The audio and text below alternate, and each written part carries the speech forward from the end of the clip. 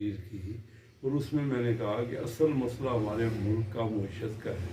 हमारी मईशत जो है वेंटिलेटर पे है और पहले अपने नौजवान को तवाना कर लें, फिर उसकी शादी या इलेक्शन की डेटें रखी जाएंगी। इलेक्शन मुमकिन नहीं है क्योंकि जब तक हमारी मईशत ही नहीं है, हमारे पास पैसा ही नहीं है, हमारे हालात ही ठीक नहीं, तो बहुत बुरी तरह हम फंस चुके हैं। हमारे यहाँ IMF बार बार हमें वादा कर रही है और वो किसी किस्म की कोई स्टाफ लेवल भी पिछले 2-2.5 महीने से तो स्टाफ लेवल पे हम फंसे हुए हैं। उसके बाद उनका इजलास होना है, मुकम्मल इजलास, और उसमें उन्होंने हमें कोई $1.1 बिलियन की जो रेमिटेंस है वो देनी है।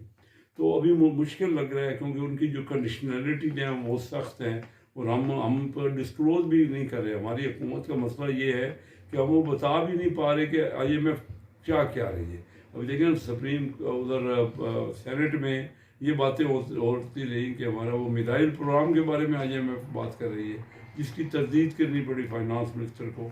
जब आप लोगों को बात क्लियर बताएंगे नहीं, हम अपने finance national assembly finance committee में बार बार वज़ीर ख़जाना को बुलाते हैं क्योंकि वज़ीर ख़जाना ने हमें जो है ना वो बताना है कि मामला किस तरह चल रहे हैं और वो हमने उनकी ओवर साइट करनी है। तो वहाँ भी हमें पूरा बता नहीं रहे कि किस किस्म की बातचीत IMF से हो रही है। मुल्कों की तरक्की के लिए ये बहुत ज़रूरी होता है कि लोगों पे कॉन्फिडेंस हो जाए। इस वक्त हमारे पास डॉलर की कमी है। अब परसों ही मलक बोस्तान ने हमें कहा कि हम डॉलर अरेंज करते हैं, हम डॉलर अरेंज करते हैं $1 लाख पर महीना, और वो कह रहे कि मैं इसाक डार साहब से बात कर रहा हूँ और इस किस्म के मामलात हैं कि पाकिस्तानियों के जो पैसे बाहर पड़े हैं वो एक बार पाकिस्तान में भेज दें और उसमें अगर कोई कमी हो जाए यानी रेट उसका बढ़ जाए डॉलर का, तो हम उसका डिफरेंस उनको दे देंगे। ये एक तरीका है कि जो तुर्की हुकूमत ने भी किया है और जिससे हम अपने डिफ़ॉल्ट को काफ़ी बचा सकते हैं। लेकिन मुझे ये उसने मलिक उस्तान साहब ने कहा कि वो उस पर भी पूरी अभी तवज्जो नहीं हो रही। मैंने उनको फाइनेंस कमेटी में जुमेरात को 6 तारीख को बुलाया है ताकि आप आके बताएं सारे लोगों के सामने और मीडिया के सामने कि आपकी क्या प्लानिंग है। पाकिस्तानियों के पास बाहर बहुत पैसे पड़े हैं, वो पैसे अट्रैक्ट हो सकते हैं क्योंकि पाकिस्तान की हुकूमत को फ़ायदा कर सकते हैं। इसी तरीके से और कई तरीके मैंने पूरी जब मुझे SAPM बनाया तो मैंने प्राइम मिनिस्टर साहब से कहा कि मुझे ओहदे नहीं चाहिए, मुझे कोई पैसा नहीं चाहिए, मुझे प्रोटोकॉल नहीं चाहिए, ना मुझे झंडा चाहिए, ना मैं तनख्वाह ले रहा हूँ, ना मैं गाड़ी ले रहा हूँ, ना मैं पेट्रोल ले रहा हूँ। मैं तो मुल्क के लिए, क्योंकि सारी ज़िंदगी मेरी गुजर गई है इन्हीं मामलात में, इकनॉमिक मैटर्स को समझते हुए। और पाकिस्तान में वाहिद फैमिली है। मैं Karachi chamber of commerce industry का आज से 36 साल पहले सदर रहा। उसके बाद मेरा मरहूम बेटा Irfan Kaiser Sheikh Lahore chamber of commerce industry का इलेक्ट होके बिजनेस कम्युनिटी के वोट लेके प्रेसिडेंट बना। मेरे फर्स्ट कदम तीसरे बड़े शहर फैसलाबाद जो कि सेंटर है बिजनेस का, वहाँ पे कराची चैम्बर ऑफ, वहाँ पे Faisalabad chamber of commerce industry के सदर बने। हम करीब हैं उन बिजनेसमैनों से, उन एंटरप्रेन्योर से, उन लोगों से, और उनका एतबार है। तो मैं चाहता था, वज़ीर आज़म साहब से मैंने कहा कि हम आपको मदद करें, मुल्क इस वक्त बुरान के आलम में है।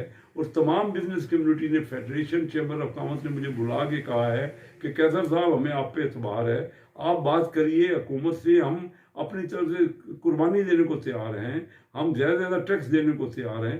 लेकिन मुझे इस वक्त मुश्किल ये हो रही है कि क्यों वज़ीर ख़जाना बात नहीं कर रहे स्टेक होल्डर से। स्टेक होल्डर से बात किए बगैर तो मामला हल नहीं होगा। अभी भी वक्त है क्योंकि हमारा मुल्क बड़ी तेज़ी से नीचे जा रहा है, दुनिया में कॉन्फिडेंस नहीं है, कोई पैसा हमारे यहाँ बाहर का पैसा नहीं आ रहा, डायरेक्ट फॉरेन इन्वेस्टमेंट नहीं आएगी ना तो मुल्क नहीं बढ़ेगा। इंडिया में इस वक्त लाइन लगी हुई है, उनके यहाँ, हमारे पड़ोसी मुल्क है, उनके यहाँ लोगों का पैसा और टेक्नोलॉजी की आने की लाइन लगी हुई है, लेकिन हमारे यहाँ लोग नहीं आ रहे क्योंकि हम अपनी पॉलिसियों को बेहतर नहीं कर रहे। तो मैं वज़ीर आज़म साहब बड़ी मेहनत कर रहे हैं, मियाँ शहबाज शरीफ साहब मेरे दोस्त हैं, मेरी उनसे अक्सर मुलाकात होती है, लेकिन मुझे लगता है कि उन के ऊपर भी कोई ऐसी जो है ना वो डिसीजन लेने की कोई शायद कोई पाबंदी है, या क्यों वो रिलेक्टेंट हैं। उनको चाहिए कि वो बहुत काबिल आदमी हैं और वो पाकिस्तान को इस मुश्किल से निकाल सकते हैं, लेकिन वो उनको डिसीजन लेने पड़ेंगे। अभी हमने 6 तारीख को मीटिंग बुलाई है। मैं सबसे इनसे गुजारिश कर रहा हूँ क्योंकि हमारा मुल्क जो है ना इस वक्त जब मईशत ख़राब है तो क्या हम इलेक्शन कराएंगे। मैंने तो ये पहले आपको बताया कि जब हमारा मरीज जो है वो वेंटिलेटर पे, उसको सेहतमंद नहीं करेंगे तो उसकी शादी या उसके इलेक्शनों के डेटे क्या रखेंगे। ये जो इमरान खान साहब बेंट अपॉन है ना कि इलेक्शन ही एक रिजल्ट है। देखिए मुझे ये बताइए, 1970 में इलेक्शन हुए तो पाकिस्तान 2 लाख हो गया, इलेक्शन तो हो गए, बड़ा जोर था कि इलेक्शन हुए, इलेक्शन से पहले मसाइल का हल नहीं किया गया। मुजीबुर रहमान और भुट्टो साहब का जो मसला था उसमें टसल रही, और रिजल्ट क्या निकला, इलेक्शन तो बड़े फेयर हो गए, इलेक्शन का रिजल्ट ये निकला कि मुल्क 2 लाख हो गया। 1977 में इलेक्शन हुए, इलेक्शन का रिजल्ट नहीं माना गया, और फिर एक इलेक्टेड प्राइम मिनिस्टर जो कि इलेक्शन जीत चुका था 1977 का, उसको फांसी लगा दिया गया 1979 में। तो इलेक्शन होना सिर्फ कमाल नहीं है। पिछले 10 इलेक्शन में इलेक्शन हुए, कोई मुझे बता दीजिए किसी एक इलेक्शन का रिजल्ट माना गया। जब तक हम आपस में एक लाया अमल नहीं बनाएंगे, बैठ के एक दूसरे से ये तरीका कार नहीं तय करेंगे कि इलेक्शन तो होंगे, इलेक्शन का रिजल्ट भी माना जाएगा, इलेक्शन इतने फेयर तरीके से होंगे कि किसी को कोई शिकायत का मौका ना मिले। सबसे पहले हमें तवज्जो उस पर करनी चाहिए, इलेक्शन की डेट बैठ के फिक्स करनी चाहिए, बजाय कि हम एक दूसरे से इख्तलाफ कर रहे हैं और टर्माइल कर रहे हैं। अब तो मामला यहाँ तक आ गया है कि राना सलाहुल्लाह साहब ने ये जो बयान दिया है कि या हम रहेंगे या आप रहेंगे। अब मुल्कों में इस तरह थोड़ी होता है, मुल्क तो सबका है, मुल्क किसी एक शख्स का नहीं है। ये चंद लोग ही आपस में ये बयान दे रहे हैं। इसी तरह इमरान खान किसी जगह आ ही नहीं रहे, शुरू ही इमरान खान साहब ने किया है। हम उनको 6 साल से कह रहे हैं कि आइए चार्टर ऑफ इकानमी करें और बैठ के मुल्क के मामला को सुलझाएं। जो इंतशार इमरान खान ने फैलाया, हर जगह जिस जगह वो होता है, कोई किसी जगह बैठने को तैयार नहीं है। इस तरह देखो, ये काम अदालतों के नहीं है कि फैसला वो करे कि कब इलेक्शन होंगे और किस तरीके से होंगे। ये हमेशा असम्बलियों, दुनिया के दूसरे ममालिक में भी तो होता है ना, असम्बलियों में डिस्कस होता है। पॉलिटिकल मैटर पॉलिटिकल लोगों को तय करना है।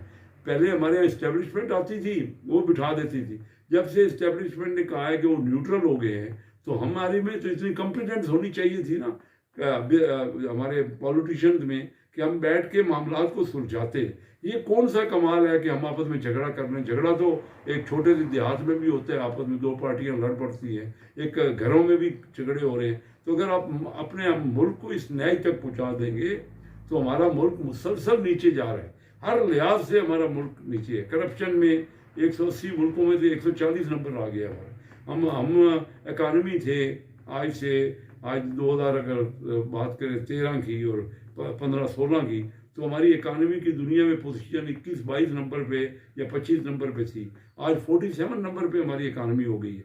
हालांकि हमारी आबादी दुनिया का 5वां हिस्सा है, सिर्फ 4 दुनिया के मुल्क हमसे बड़े हैं आबादी में। हम एक बहुत इम्पॉर्टेंट मुल्क है, बहुत अहम मुल्क है, हमारा मोल वकूफ़ बहुत ज़बरदस्त है, हम बड़े काबिल लोग हैं, हमारे यहाँ टेक्नोलॉजी है, लेकिन हम अपने आप को ज़ाया कर रहे हैं और कोई बार की इन्वेस्टमेंट नहीं आ रही। दुनिया के तमाम मुल्कों ने जो तरक्की की है वो एक्सपोर्ट लेड ग्रोथ की है, यानी बाहर से इन्वेस्टमेंट आई है, टेक्नोलॉजी आई है और वो मामला जो है आगे वो एक्सपोर्ट हुई है ज़्यादा से ज़्यादा। हम एक्सपोर्ट पे तवज्जो ही नहीं कर रहे। तो मैं बड़ी तकलीफ में हूँ इस वक्त के क्या वजह है कि हमारे लीडर्स को मुल्क की तरक्की का ख्याल नहीं है और वो आपस में सिर्फ और सिर्फ लड़ाई करने के लिए लगे हुए हैं। इस वक्त जो पब्लिक है वो परेशान है, ना उनको खाने का मिल रहा है, ना उनको बिजली के बिल पे हो रहे हैं। हम अपने इलाकों में जाते हैं तो लोग हमें कहते हैं हमने आपको वोट दिया, आपने हमें क्या रिजल्ट दिया। आज ये 15 साल पहले देखिए, तीनों जो बड़ी पार्टियां हैं ना, वो तीनों पार्टियों को 15 साल में मौका मिला है। 4 साल पीटीआई ने हुकूमत की है, 5 साल पीपल पार्टी ने हुकूमत की है, और अगर ये साल मिला लिया जाए तो 5 और 1 6 साल पाकिस्तान मुस्लिम लीग और उनकी एलआई ने हुकूमत की है। 15 साल पहले पाकिस्तान क्या था और 15 साल बाद पाकिस्तान क्या है, फ़र्क है। इसी तरह आप इंडिया देख लें कि वो 15 साल पहले क्या था, अब क्या है। मुझे याद है कि डॉक्टर महबूब हक साहब मेरे दोस्त थे और मनमोहन और डॉक्टर महबूब हक क्लास फेलो थे। अक्सर वो फ़ोन करके पूछते थे डॉक्टर महबूब हक साहब से, मैं 90s की बात कर रहा हूँ, उस वक़्त इंडिया सिर्फ 4 गुना था पाकिस्तान से। वो पूछते थे कि पाकिस्तान तरक्की कर रहा है, मुझे राज बताइए डॉक्टर साहब कि मैं अपने मुल्क को कैसे आगे बढ़ाऊँ। तो ये हालत है कि आज इंडिया 12 गुना हो गया है 4 गुना से, और हम वहीं के वहीं खड़े हैं। आज उनकी इकानमी, आज आप ये देख लीजिए फ़ौज की बात, फ़ौज उनकी उस वक़्त उनका बजट था $40 अरब, और पाकिस्तान का बजट था ये पिछले मियाँ नवाज शरीफ साहब के दौर में 10 अरब डॉलर। इंडिया हमसे बजट में, डिफेंस के बजट में 4 गुना था। आज उनका बजट हो गया 72 अरब डॉलर और हमारा बजट हो चुका है 10 से 9 अरब डॉलर। आज वो 8 गुना हो गया हमसे बजट में। और इस वक्त प्रेशर हम पे पड़ रहा है IMF की तरफ से और दूसरी जगह से कि आप अपने डिफेंस के बजट को और कम करें, यानी 6 अरब डॉलर कर लें और इंडिया का बजट 12 गुना हो जाए हमसे डिफेंस में। तो आप अंदाज़ा कीजिए, इकानमी तो उनकी पहले 12 गुना हो गई है, डिफेंस उनका पहले फिर 12 गुना हो जाएगा IMF के जोर देने से।